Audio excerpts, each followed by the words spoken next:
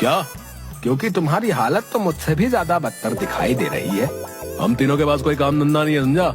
इसलिए हम यहाँ पर फालतू बैठे हैं। तुम तीनों के मतलब का बस एक ही काम है, तुम भी भीख मांगना शुरू कर दो। लेकिन याद रखना, तुम्हें कोई भीख भी नहीं देगा, क्योंकि भीख भी देखकर दी जाती है। और तुम तीनों तो हट्टे कट्टे मुस्तंडे हुए हो, लानत है तुम पर। ये कहकर भिखारी वहाँ से चला गया। अरे यार, अब तो भिखारी भी हम लोगों के मुंह पर भला बुरा बोलकर जाने लग गए वे, और ऊपर से हमें भीख मांगने की सलाह देकर गया है। जग्गू उन दोनों की बात सुनकर कुछ सोचकर बोला। वैसे कुछ गलत बोलकर नहीं गया, काम बुरा नहीं है। अबे तू पागल हो गया क्या? तू ये कहना चाहता है कि हम सभी भीख मांगे? गांव में हमारी रही सही नाक भी कट जाएगी। तो मैं कब कह रहा हूँ कि गांव में भीख मांगेंगे, दूसरे गांव में जाकर मांगेंगे। मैंने सुना है कि ये भिखारी एक दिन में बहुत कमा लेते हैं।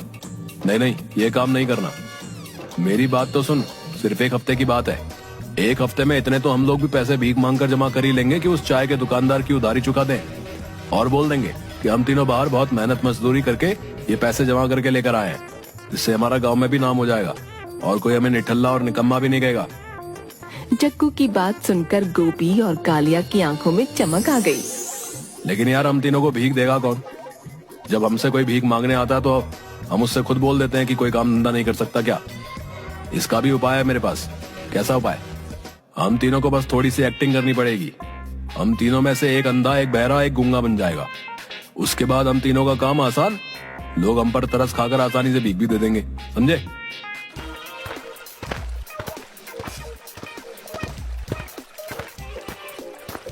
वो तीनों दूसरे गांव पहुंच गए। कालिया गूंगा, गोपी अंधा और जग्गू बहरा बन जाता है। उस गांव में एक व्यक्ति एक दुकान पर खड़ा होकर समोसे खा रहा होता है। हम तीनों एक साथ जाएंगे तो हो सकता है कि हम पर शक हो जाए। सबसे पहले मैं जाता हूँ। कालिया उस व्यक्ति के पास जाकर गूंगे की एक्टिंग करके भीख मांगने लगा, मगर उस व्यक्ति के पास जाकर कालिया ये भूल गया कि उसे गूंगा बनकर भीख मांगनी थी। भगवान के नाम पर कुछ दे दो बाबा, मैं जन्मजात गूंगा हूँ। कालिया की बात सुनकर वो व्यक्ति बुरी तरह से चौंक गया। अबे जब तू जन्मजात गूंगा है तो फिर बोल कैसे रहा है? कालिया को अचानक ध्यान आया कि उसे तो गूंगे की एक्टिंग करनी थी, और फिर वो अचानक से गूंगे की एक्टिंग करने लगा। जबा जबा चबा।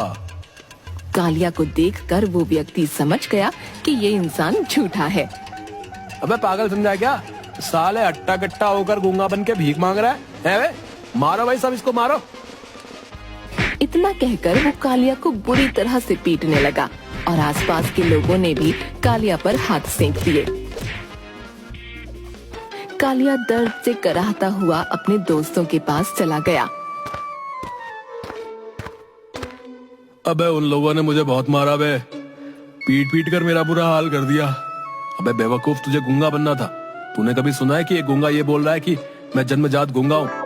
तू तो कड़ी का एक्टर है। अब देख, मैं जाता हूँ, सीखना मुझसे कुछ। देख उससे कैसे पैसे ऐड कर लेके आता हूँ, देख। इतना कहकर गोपी उसी व्यक्ति के पास चला गया।